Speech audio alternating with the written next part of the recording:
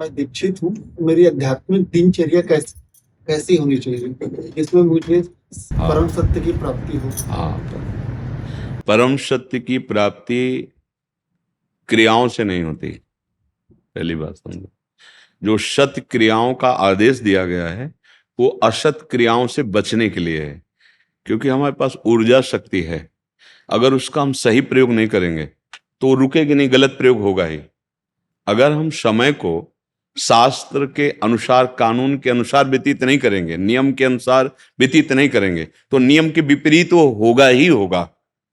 तो वो क्रियाएं असत क्रियाओं के त्याग के लिए हैं। जितनी भी क्रियाएं हैं, भागवतिक, धार्मिक, सामाजिक, राजकीय, ये असत क्रियाओं के रोकने के लिए हैं। कानून ऐसा कहता है ऐसे चलना चाहिए, शास्त्र ऐसा कहता है ऐसे चलना चाहिए। भगवत प्राप्ति होती चिंतन से। जैसे चिंतन वासनात्मक चल रहा है, गलत चल रहा है, शरीर भाव से भोगों में विचरण, कभी भगवत प्राप्ति नहीं हो सकती। बात समझ रहे हैं? आपका चिंतन भागवतिक चल रहा है सुबह से लेके रात्रि तक, और आप मरीज की सेवा कर रहे हैं, आप समाज की सेवा कर रहे हैं, आप राष्ट्र की सेवा कर रहे हैं, आप एक किसान हैं, आप एक व्यापारी हैं, आपको निश्चित भगवत प्राप्ति होगी। क्योंकि आपका चिंतन प्रभु से जुड़ा हुआ है। भगवत प्राप्ति सिर्फ चिंतन से होती, सिर्फ चिंतन से। भगवान स्वयं कह रहे हैं, अनन्यस चिंतयन्तो माम, हर श्लोक में है, अनन्य चेता सततम यो माम स्मृति नित्य सा। यहां यो शब्द है, गृहस्थ शब्द, विरक्त शब्द, स्त्री शब्द, पुरुष शब्द, ऐसा नहीं। यो माने जो भी मेरा अनन्य चिंतन करेगा, अनन्य चेता सततम यो माम स्मृति नित्य सा तस्याहम सुलभा पार्थ, मैं उसके लिए सुलभ हो जाता हूं, अर्थात उसके लिए भगवत प्राप्ति सुलभ है। चिंतन, चिंतन कब होता है? जहां हमारी प्रियता होती है वहां चिंतन होता है। जो हमें प्यारा लगता है उसका चिंतन होता है। जो भोग प्यारा लगता है, जो व्यक्ति प्यारा लगता है, जो हमें पदार्थ प्यारा लगता है, जो हमें स्थान प्यारा लगता है, इसी में जाता है हमारा अधिक चिंतन, प्रियता पूर्वक इसी में जाता है। जो वस्तु, व्यक्ति, स्थान हमें प्यारा लगता है, देखो शरीर प्यारा लगता है तो शरीर के संबंधी प्यारे लगते हैं।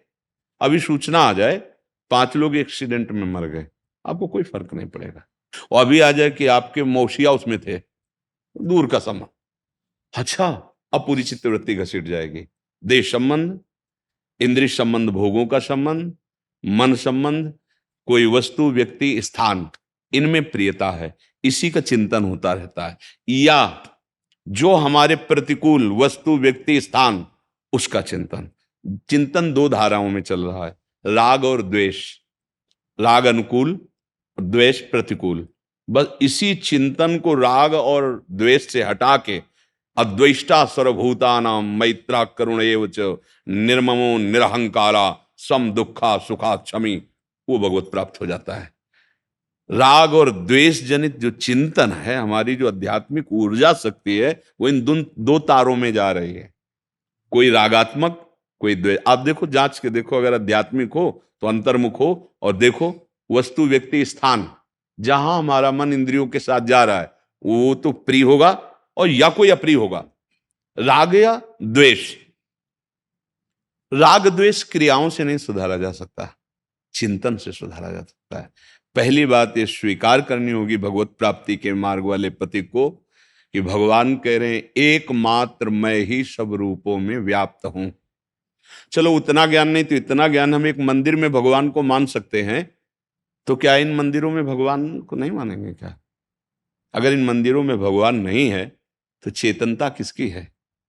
ये चैतन्य घन कौन है? तुम जानते तुम कौन हो?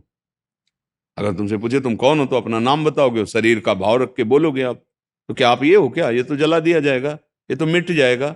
आप मिटने वाले नहीं हैं, आप अमिट, अविनाशी, दुख रहित, चाह रहित सच्चिदानंद प्रभु का स्वरूप हैं आप। अब वो ज्ञान अगर नहीं है तो बात मान तो लो ना। भगवान कह रहे मत्ता परतरम नान्यत किंचित अस्ति धनंजय, मेरे सिवा कुछ नहीं है। ब्रह्मा जी को उपदेश किया कि तुम मेरी माया की सृष्टि में जा रहे हो रचने लिए, तो ये ध्यान रखना मैं ही मैं हूं, मेरे सिवा और कुछ नहीं है।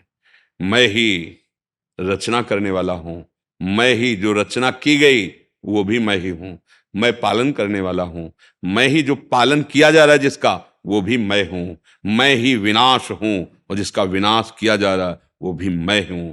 मैं के सिवा कुछ नहीं है और वो मैं हूं। बात समझ रहे ना? जब तक सिद्धांत नहीं समझेंगे तब तक भगवत प्राप्ति का कैसे भाव बनेगा?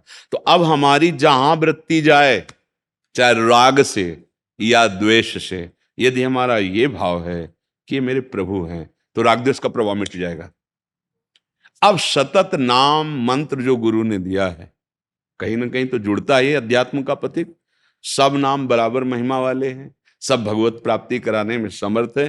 प्रेम का रसास्वादन अलग अलग है, कोई निराकार, कोई साकार, कोई राम, कोई कृष्ण, कोई अमुक अमुक अमुक। भगवान के अनंत नाम, हरि लीला और हरि नाम, हरि रूप अनंत है। वो नाम निरंतर जपने का प्रयास करना, जहां जहां मन जाए वहां वहां प्रभु को देखना। जब सृष्टि नहीं थी तब केवल प्रभु थे, जब सृष्टि नहीं रहेगी तब भी प्रभु रहेंगे, तो बीच में जो कुछ है वो प्रभु ही प्रभु है। अव्यक्तादीनि भूतानि व्यक्त मध्यानि भारत, अव्यक्त निधनान्येव तत्र का परिदेवना। ये जो बीच में हम राग द्वेष कर रहे हैं, अच्छा बुरा मान रहे हैं, मेरी माया जनित मलिन बुद्धि का लक्षण है। वस्तुतः प्रभु ही, भगवत प्राप्ति की बात कर रहे हैं, व्यवहार की नहीं कर रहे। अब हमारा जब चिंतन अखंड होने लगा तो हम वही थे, वही रहेंगे, ये अनुभव हो जाता है। कोई नई बात नहीं होती। जो हमारा स्वरूप है ना, वो परमात्मा स्वरूप है। कई बार समझाया, जैसे समुद्र में तरंग नाम वायु विकार का, अगर वायु विकार ना हो तो शांत समुद्र ही है, वायु विकार हुआ तो उसे तरंग कहते हैं। ऐसे ही वो ब्रह्म स्वरूप माया के कारण, जैसे वायु विकार न कारण बना तरंग नाम का, ऐसे माया के कारण देहाभिमान प्रकट हो जाने से वो जीव कहा गया। वो अनेकता को, विभिन्नता को, भेद को प्राप्त हुआ। और माया जनित मल जहां नष्ट होता है तो त्रिगुणातीत भाव, तो एक साक्षात ब्रह्म वही है। जानत तुम्हें, तो वो भगवत स्वरूप हो जाता है। तो भगवत प्राप्ति चिंतन से होती है, सद क्रियाओं से। असद क्रियाओं का त्याग होता है, तभी हृदय पवित्र होकर भगवदाकार होता है। तो चिंतन कहाँ है ये देखते रहिए। अगर चिंतन नहीं देखा तो बाहरी क्रियाओं का कुछ और फल हो सकता है। उद्देश्य क्या है आपका? क्रिया तो भागवतिक है, चिंतन क्या है? अब क्रिया एक सांसारिक है, वो कोई अधिकारी है, वो कोई किसान है, कोई व्यापारी है, या कोई राजकीय विभाग में, या कोई प्राइवेट किसी भी विभाग में कार्य कर रहा है, बड़ी जिम्मेवारी से काम कर रहा है, और अंदर से चिंतन है कि भगवान ये आपकी सेवा सृष्टि की है, और उनका स्मरण कर रहा है। अधर्म आचरण, वो महात्मा है, वो भगवत प्राप्ति के योग्य है, भगवत प्राप्त होगा।